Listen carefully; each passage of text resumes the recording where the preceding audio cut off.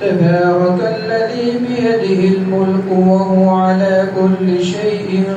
قدير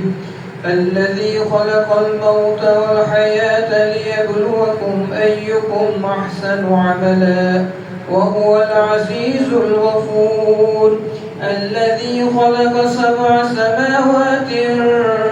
طباقا ما ترى في خلق الرحمن من تفاوت فارجع البصر هل ترى من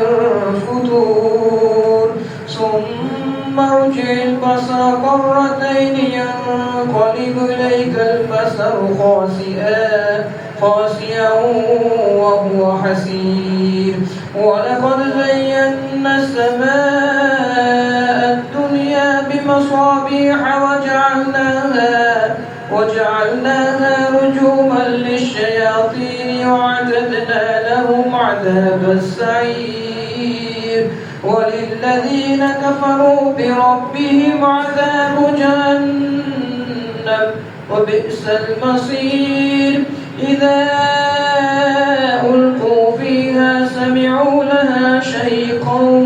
وهي تفور تكاد تميز من الغيظ كلما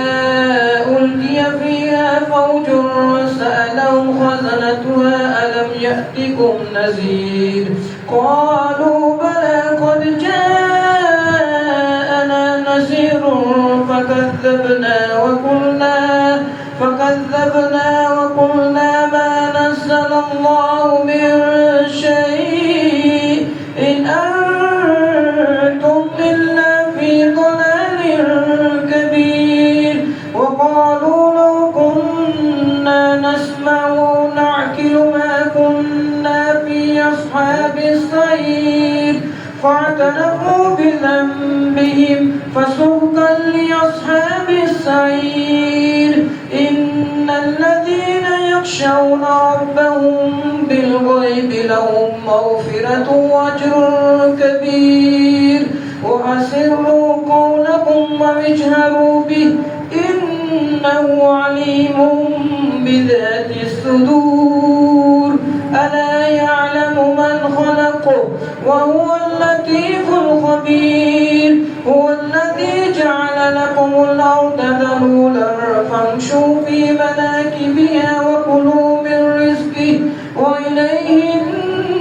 النشور أأمنتم من في السماء أن يخسف بكم الأرض فإذا هي تمور أم أمنتم من في السماء أن يرسل عليكم حاصبا فستعلمون كيف نذير ولقد كذب الذين من قبلهم فكيف كان نكير أولم يروا إلى الطير فوقهم صافات ويقبض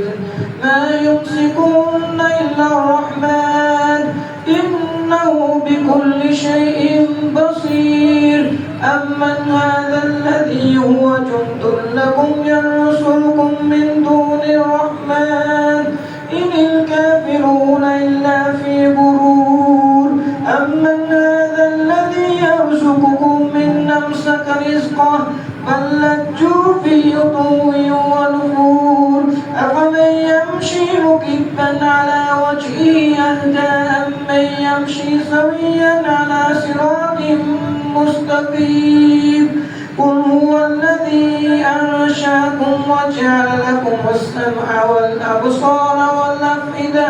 قليلا ما تشكرون قل هو الذي ذرأكم في الأرض وإليه تحشرون ويقولون متى هذا الوعد